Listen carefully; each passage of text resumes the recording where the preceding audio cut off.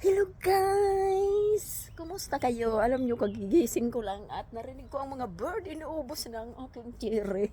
OMG. Ayan. Inuubos na talaga nila. Oh my God. Ayan. Kagigising ko lang. Malamig ngayon. Oh, ayan oh. Oh my God. Inuubos na nila.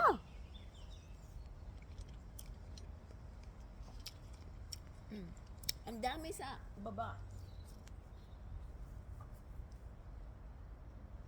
Nanurulog ng bird. Namumulot ka lang dito sa baba. Ang dami, oh. Nasa baba, ayan.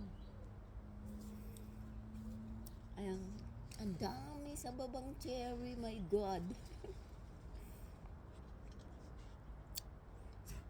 Ayan, ayan na guys. Ang cherry ng lola. Ang dami. My God. Ay!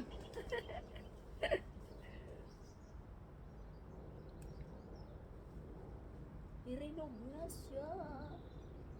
Inuubos ng bird. Kaya pakita ko sa inyo ang cherry. Kagigising ko lang guys. Narinig ko ang mga ibon. Quick, quick, quick, quick, quick, quick. Ayan. Na. Cherry. Maliliit lang ang cherry ngayon kasi ang weather kasi hindi maganda. Oh, yun oh. My God. So sweet kahit maliliit.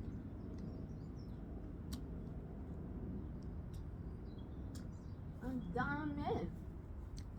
Ayan. Ilapit ko kayo.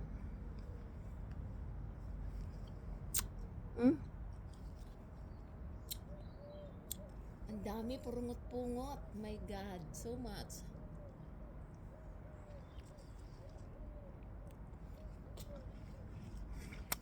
Dami. Inuubos lang ng mga bird ko. Ayan. Dami talaga. Uy, dami! Pakita ko sa inyo dito sa baba. Atong. Ang dami sa baba. Ayan. Ayan, nakita nyo? Ayan. Purungot-pungot pa. Nagralaglag lang. Ang dami. Ayan, magsawa kayo dyan kapupulot. My God.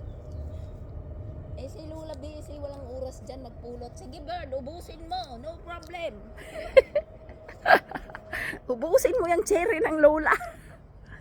Oh, yay. Dami. Nagralaglag pa. Oh my God. Ang iba ay hanog na. Ayan, magsawa na naman si Lola. Kakakain ng cherry. So yun lang ang aking balita. Tara guys, mag-harvest na kayo ng cherry ng Lola.